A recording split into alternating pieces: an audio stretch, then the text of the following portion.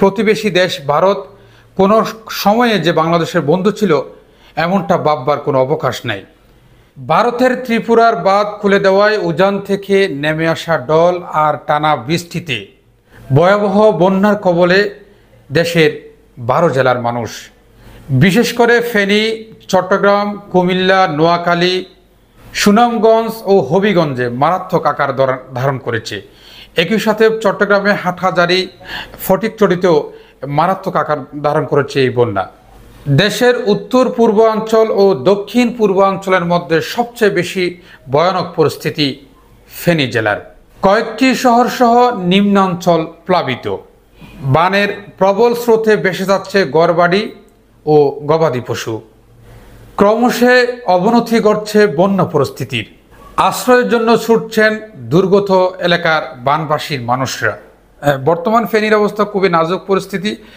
সেখানে উদ্ধার কাজ করতে খুব বেশি বেগ পোহাতে হচ্ছে। এখান থেকে চট্টগ্রাম থেকে অনেক নৌকা কিন্তু নিয়ে যাওয়া হয়েছিল গাড়ি করে, কিন্তু সেখানে সেই নৌকাগুলো কিন্তু বড় নৌকা নিয়ে যাওয়ার কারণে ছোট ছোট জায়গায় সেই নৌকাগুলো কিন্তু দিয়ে উদ্ধার কাজ করা সম্ভব হচ্ছে না। বিশেষ করে রাস্তাঘাটের অবনতি হওয়ার কারণে দীর্ঘ যানজট এবং সেখানে যাওয়ার সুযোগ হচ্ছে না। নানান সমস্যা আমরা দেখতে পাচ্ছি। সেখানে কোনো বিদ্যুৎ নেই, সেখানে কোনো মোবাইল নেটওয়ার্ক নাই, বলা চলে একটা করুণ অবস্থা চলছে। মানবিক একটা বিপর্যয় সেখানে সৃষ্টি হয়েছে। আমরা জানবার জন্য চেষ্টা করব সেখানকার সর্বশেষ পরিস্থিতি কি। সেখানে রয়েছেন শাহনওয়াজ চৌধুরী। তিনি নিজেও উদ্ধার কাজে রেস্কিউ কাজে তিনি ব্যস্ত ছিলেন এবং তিনি অনেক মানুষকে উদ্ধার করেছেন। আমরা সর্বশেষ জানতে চাইব শাহনওয়াজ চৌধুরী থেকে। আমার যেটা অভিজ্ঞতা হয়েছে ফেনীতে, নোয়াখালীতে, লক্ষ্মীপুরে, ফটিকছড়িতে বিভিন্ন জায়গায় শত শত মানুষ বিভিন্ন স্কুল, মাদ্রাসা, মসজিদ, মার্কেট এবং বিভিন্ন জনের দালান বাড়িতে আশ্রয় নিয়েছে। কিছু কিছু জায়গায় 15 ফিট পর্যন্ত পানি হয়েছে, কিছু কিছু জায়গায় 5, 6, 7 ফিট, 10 ফিট পর্যন্ত পানি দেখেছি আমরা। প্রচুর মানুষ ত্রাণ সামগ্রী নিয়ে যাচ্ছে, উদ্ধার কাজে যাচ্ছে। কিন্তু সবচেয়ে বড় কথা হচ্ছে চট্টগ্রাম থেকে যাওয়ার সময় মিরেশ্বরী থেকে নোয়াখালী পর্যন্ত পুরো জায়গাটায় গাড়ির জাম। যারা বড় বড় নৌকা নিয়ে গেছে তারা অনেকেই নৌকা নামাতে পারে নাই। এখান থেকে ক্রেন দিয়ে উঠছে নৌকা, ওখানে গিয়ে নৌকা নামাতে পারে নাই। আমি অনুরোধ করব সবাইকে, আপনারা ছোট নৌকা নিয়ে যান, যে নৌকা দিয়ে আপনি 4-5 জন মিলেই আপনি উঠাতে পারবেন আর নামাতে পারবেন। আর যে সকল ত্রাণ দিচ্ছে সবগুলো ঢাকা চট্টগ্রাম রোডের আশেপাশে লোকজন পাচ্ছে, কিন্তু এই মেইন রোড থেকে যারা 10 থেকে 15 কিলোমিটার দূরে অনেক দূর দূর গ্রামে বিলের আছে, ওদের ওখানে ত্রাণ পৌঁছানো যাচ্ছে না। আর ওইসব জায়গায় নেটওয়ার্ক না থাকায় কেউ মোবাইলেই যোগাযোগ করতে পারতেছে না। আমাদেরকে অনেকে ফোন দিয়েছে, আমরা যেতে পারি না, কারণ আমরা ওইসব এলাকা চিনি না। এখন আমি বলবো সেনাবাহিনীর এবং স্থানীয় লোকদের সমন্বয়ে অনেকগুলো টিম করা উচিত যারা ওইসব এলাকা চিনে। আর যারা ত্রাণ সামগ্রী দিচ্ছে সেনাবাহিনীর সাথে সমন্বয় করে দিলে জিনিসটা আরও সুন্দরভাবে হবে এবং সবাই ত্রাণগুলো পাবে। একইভাবে নোয়াখালীতেও বন্যার পরিস্থিতি খুব ক্রমশ পানি বৃদ্ধি পাচ্ছে। সেখানে রয়েছেন আমাদের সহকর্মী মোহাম্মদ রেজাউল করিম রাজু। তিনি জানাচ্ছেন সর্বশেষ পরিস্থিতি এবং সেখানকার বানবাসী মানুষের বর্তমান কি পরিস্থিতি, ত্রাণ সহযোগিতা পর্যাপ্ত গিয়েছে কিনা, মানুষের কি আহাজারি চলছে, সেখানকার বর্তমান পরিস্থিতি আমরা জানবার জন্য চেষ্টা করব সহকর্মী রেজাউল করিম রাজু থেকে।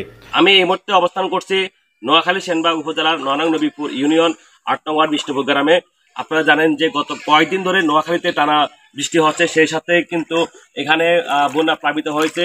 এই অঞ্চলে প্রায় 15 থেকে 20,000 লোক বসবাস করে। বেশিরভাগ বাড়িঘর কিন্তু এখানে পানিতে বন্যায় ভেসে গেছে এবং এখানকার গবাদি পশু থেকে শুরু করে মানুষের যে বসতঘর সব জায়গায় কিন্তু পানি। এখানে যে দাঁড়িয়ে আছে আসলে এটি হচ্ছে একটি রাস্তা, কিন্তু বর্তমানে দেখলে মনে হয় না এটিকে আসলে কি রাস্তা নাকি না অন্য কিছু। বর্তমানে এখানকার লোকগুলো কিন্তু তারা খুবই মানবতার জীবনযাপন করতেছে এবং এখানকার মানুষ কিন্তু বেশিরভাগ মানুষ হচ্ছে তারা দিনমজুর খেটে খাওয়া লোক, এদের বর্তমানে কোনো কর্ম এবং এদের নেই কোনো কাজ। এরা আসলে প্রত্যেকে কিন্তু মানবতার জীবন যাপন করতেছে।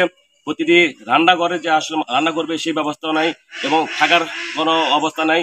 এবং প্রতিটি বাড়িতে কিন্তু দেখা যাচ্ছে যে পানি ওঠার কারণে এখানকার মানুষ তারা বিভিন্ন আত্মীয় স্বজন আশ্রয় কিনে গিয়ে তারা আশ্রয় নিয়েছে। বিভিন্ন ওয়ার্ডে গিয়ে এবং পর্যবেক্ষণ গিয়েছিলাম, সেখানে দেখেছি যে কোথাও 2 থেকে 3 ফুট, কোথাও 5 থেকে 6 ফুট এবং কোথাও 7 থেকে 8 ফুট পর্যন্ত পানি উঠেছে। বলতে গেলে সর্বশেষ এখানকার পরিস্থিতি আসলে খুবই বিপর্যয় অবস্থা রয়েছে এবং মানুষ খুব কষ্টে আছে।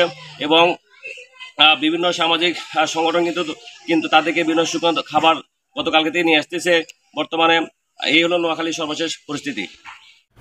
সব মিলিয়ে পানিবন্দী প্রায় 40 লাখেরও অধিক মানুষ। অন্যদিকে বন্যায় এ পর্যন্ত 15 জন মানুষের মৃত্যুর খবর নিশ্চিত হওয়া গেছে। বন্যার্থীদের সহযোগিতায় বর্তমান সরকারের প্রধান উপদেষ্টার অর্থ তহবিলে সেনাবাহিনীর সকল সদস্যদের তাদের একদিনের বেতনের টাকা জমা প্রদান করেছেন বলে আইএসপিআর থেকে জানানো হয়েছে। একই সাথে বিজিবি যারা রয়েছেন, বিজিবির সকল সদস্যরা তাদের একদিনের বেতনের টাকা বন্যা দুর্গত এলাকায় মানুষের পাশে মানুষকে দেওয়ার জন্য প্রধান উপদেষ্টার অর্থ তহবিলের মধ্যে দিবেন বলে ঘোষণা করেছেন। প্রিয় দর্শক, একটা বিষয় বলে রাখতে চাই, প্রতিবেশী দেশ ভারত কোনো সময়ে বাংলাদেশের বন্ধু ছিল তা চিন্তা করার সুযোগ নেই। তারা বাংলাদেশের মানুষের সাথে, বাংলাদেশের সরকারের সাথে কোনো ধরনের পূর্ব আলোচনা ছাড়াই তারা নদীর তাদের যে বাঁধটা খুলে দিয়েছে এবং সেই বাঁধটা খুলে দেওয়ার পরেই বাংলাদেশের যেই নিম্ন অঞ্চলগুলো রয়েছে, বিশেষ করে যে ফেনী, চট্টগ্রাম, নোয়াখালী, এখানে 10 থেকে 12 ফুট পর্যন্ত পানি হয়েছে এবং সেখানকার মানুষরা বলছেন যে বিগত তারা 30 থেকে 40 বছর পর্যন্ত এই ধরনের পানি তারা দেখেননি এবং কিছু বুঝে ওঠার আগেই এই বন্যার পানি এসে তাদের সর্বস্ব কেড়ে নিয়েছে।